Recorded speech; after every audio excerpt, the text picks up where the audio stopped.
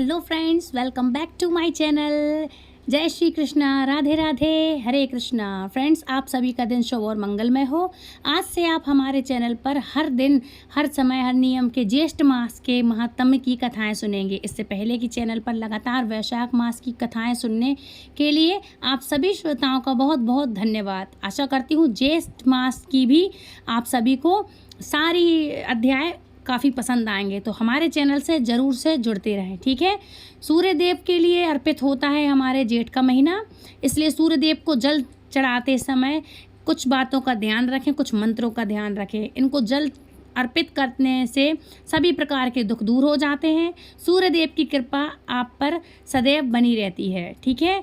और मान सम्मान में बढ़ोतरी होती है और शरीर भी स्वस्थ और निरोगी काया का बना रहता है। तो फ्रेंड्स, जल चढ़ाते समय ओम सूर्यदेवाय नमः, ओम खगाय नमः, ओम आदित्याय नमः, ये सब मंत्रों का आपको जाप करना चाहिए। तो चलिए आज शुरू करते हैं आज की कथा, आज के पहले अध्याय के बारे में, है ना। तो आज का पहला महात्म के अनुसार, एक बार भगवान सांस्कृतिक आदित्य लोक में गई। आदित्य लोक में भगवान सूर्य नारायण वास करते हैं। वहाँ सूर्य नारायण को प्रणाम करके उन्होंने चक्षुमती विद्या के द्वारा उनकी स्तुति की। उन्होंने स्तुति इस प्रकार की, चक्षु इंद्र के प्रकाशक भगवान श्री सूर्य नारायण को नमस्कार है। आकाश में विचरण करने वाले सूर्य नारायण को मेरा नमस्कार है। महासेन अर्थात सहस किरणों की भारी सेना वाले भगवान श्री सूर्य नारायण को मेरा नमस्कार है। तमोगुण रूप में भगवान सूर्य नारायण को नमस्कार है। रजोगुण रूप में भगवान सूर्य नारायण को मेरा नमस्कार है। सत्व गुण रूप में भगवान नारायण को नमस्कार है। हे भगवान, आप मुझ असत से सत की ओर ले चलिए, मुझे अंधकार से प्रकाश की ओर ले चलिए, सत्य से असत्य की ओर ले चलें, मुझे मृत्यु से अमृत की ओर ले चलिए। भगवान सूर्य शुचि रूप हैं और वे आपत्ति रूप भी हैं। उनके रूप की कहीं कोई तुलना नहीं की जा सकती, जो अखिल रूपों को धारण करते हैं तथा रश्मिमा से मंडित हैं। उन जात वेदा अर्थात सर्वज्ञ अग्नि रूप स्वर्ण सदृश प्रकाश वाले ज्योति स्वरूप और तपने वाले भगवान भास्कर को हम स्मरण करते हैं। वे सहस्त्र किरणों वाले हैं। सत प्रकार से सुशोभित भगवान सूर्य नारायण समस्त प्राणियों के सक्षम उनकी भलाई के लिए उदित हो रहे हैं, जो हमारे नेत्रों के प्रकाश हैं। उन अदिति नंदन भगवान श्री सूर्य देव को मैं नमस्कार करता हूँ। दिन का भार बहन करने वाले विश्व वाहन सूर्य देव की प्रति हमारा सब कुछ सादर समर्पित है। इस प्रकार चक्षुमती विद्या के द्वारा स्तुति किए जाने पर भगवान सूर्य नारायण अत्यंत प्रसन्न होकर बोले, जो ब्राह्मण इस चक्षुमती विद्या का नित्य पाठ करता है उसे आँख का रोग नहीं होता, उसके कुल में कोई अंधा नहीं होता। 8 ब्राह्मणों को इसका ग्रहण करा देने पर इस विद्या की सिद्धि हो जाती है। जो इस प्रकार जानता है वह महान हो जाता है। इस प्रकार सूर्य नारायण देव की स्तुति की जाती है। एक समय व्यास जी के शिष्य महर्षि सुमंतु तथा वशिष्ठ, पराशर, जमिनी ज्ञात बालक गौतम, वैशपायन, शौनक, अंगिरा और भारद्वाज आदि महर्षि गण पांडव वंश में समत्तानिक की सभा में गए। राजा ने उन ऋषियों का अर्थ आदि विधिवत स्वागत सत्कार किया और उन्होंने उत्तम आसनों पर बैठाया और भली भांति उनका पूजन कर विनय पूर्वक इस प्रकार प्रार्थना की कि हे महामते, आप लोगों के आगमन से मेरा जन्म सफल हो गया। आप लोगों के स्मरण मात्र से ही मनुष्य पवित्र हो जाता है। फिर आप लोग मुझे दर्शन देने के लिए यहाँ पधारे हैं, इसलिए आज मैं धन्य हो गया हूँ। प्रभु, आप लोग अब कृपा करके मुझे इन पवित्र और पुण्यमय धर्मशास्त्र की कथाएं सुनाइए, जिनके सुनने से मुझे परम गति की प्राप्ति हो। तब ऋषियों ने कहा, हे राजन, इस विषय में आप हम सबके गुरु साक्षात नारायण स्वरूप भगवान नारायण देव व्यास से निवेदन कीजिए। वे बड़े कृपालु हैं, सभी प्रकार के शास्त्रों के और विद्याओं के ज्ञाता हैं, जिनके श्रवण मात्र से मनुष्य सभी पापों से मुक्त हो जाता है। उस महाभारत के ग्रंथ के रचयिता भी यही हैं। राजा शतानिक ने ऋषियों के कहे अनुसार फिर सभी शास्त्रों के जानने वाले भगवान देव व्यास से प्रार्थना पूर्वक जिज्ञासा की, हे प्रभु, आप मुझे धर्म पुण्य कथाओं का श्रवण कराएं, जिससे मैं पवित्र हो सकूं और इस संसार सागर में मेरा उद्धार भी हो जाए।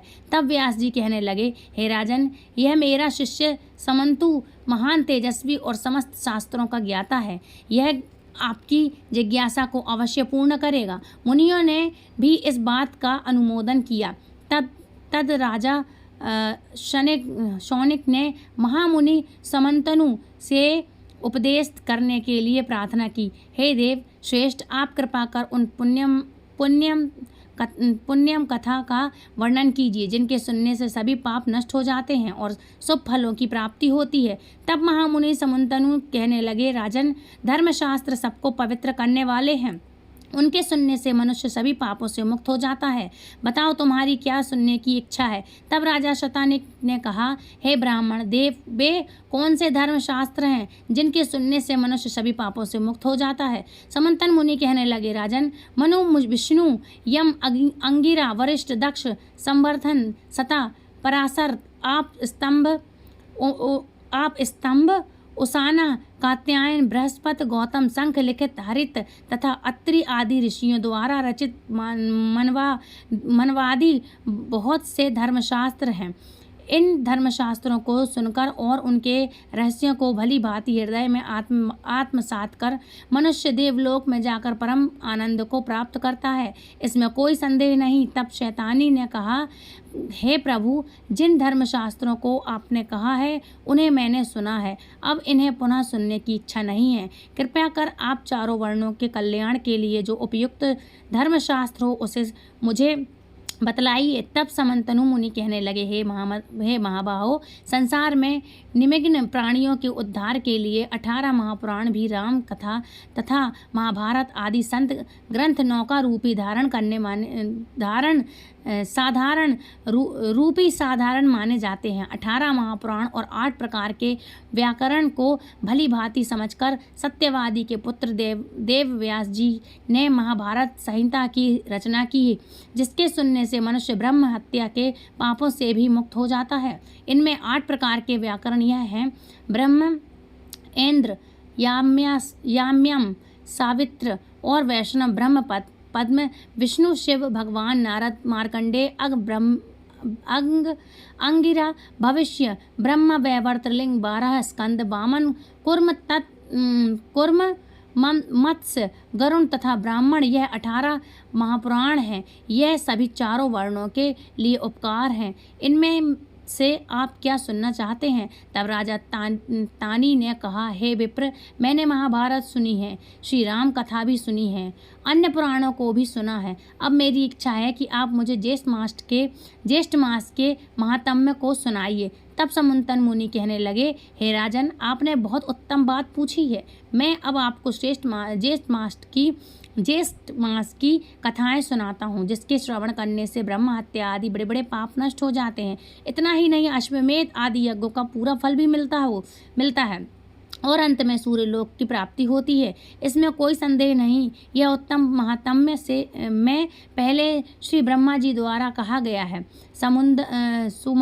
सुमंतु मुनि ने कहा, हे राजन, अब मैं तुम्हें धनवर्धन नामक वैश्य की कथा सुनाता हूँ, जिसने उच्चिष्ट भोजन अर्थात जूठा भोजन किया। इसके बाद उसका क्या परिणाम हुआ, इसे भी सुनिए। तब समंतनु मुनि कहने लगे, राजन, सतयुग की बात है। पुष्कर क्षेत्र में धन धान्य से संपन्न धनवर्षा के साथ भोजन कर रहा था। इतने में ही अचानक उसे बाहर से करुण शब्द सुनाई पड़ा। उस शब्द का सुनते ही वह वह दयावंता वह बाहर पहुंचा। वह आवाज़ बंद हो गई। फिर लौटकर उस वैश्य ने पात्र में जो छोड़ा हुआ भोजन था उसे खा लिया। भोजन करते ही उस वैश्य की मृत्यु हो गई और उसी अपराधवश परलोक में भी उसकी दुर्गति हुई। इसलिए उसने छोड़े हुए भोजन को फिर कभी नहीं खाना चाहा। अधिक भोजन भी नहीं करना चाहिए। इससे शरीर में अत्यधिक रस की उत्पत्ति होती है, जिससे प्रतिशत अर्थात जुकाम, मंदाग्नि, ज्वर आदि अनेक रोग उत्पन्न हो जाते हैं। अजीर्ण हो जाने से स्नान, दान, तप, होम, तर्पण, पूजा आदि कोई भी पुण्य कर्म ठीक से संपन्न नहीं हो पाते। अति भोजन करने से अनेक रोग उत्पन्न होते हैं, आयु घटती है, लोक में निंदा होती है और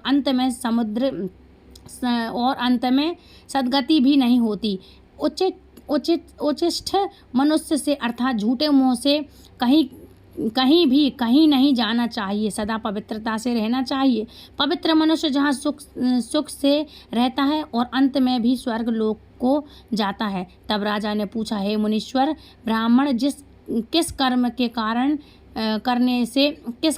करने से इंसान पवित्र होता है, इसका भी आप वर्णन कीजिए। समंतनु मुनि कहने लगे, हे राजन, जो ब्राह्मण विधि पूर्वक आचमन करता है वह पवित्र हो जाता है और जो सत्कर्मों का अधिकारी हो जाता है। आचमन की विधि यह है कि हाथ पांव धोकर पवित्र स्थान में आसन के ऊपर पूर्व अथवा उत्तर की ओर मुँह करके बैठें।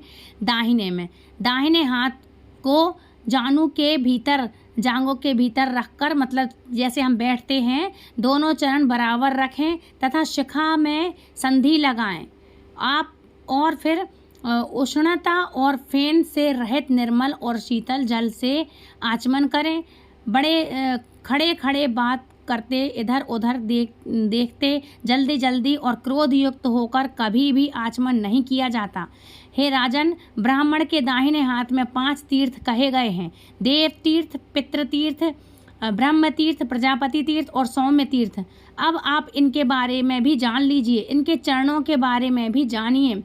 अंगूठे के मूल में ब्रह्म तीर्थ, कनिष्ठिका के मूल में प्रजापत्य तीर्थ, अंगुलियों के अग्रभाग में देवी तीर्थ, तर्जनी और अंगुली में पितृ तीर्थ और हाथ के मध्य भाग में सौम्य तीर्थ कहा जाता है, जो देव कर्म में प्रशस्त माना गया है।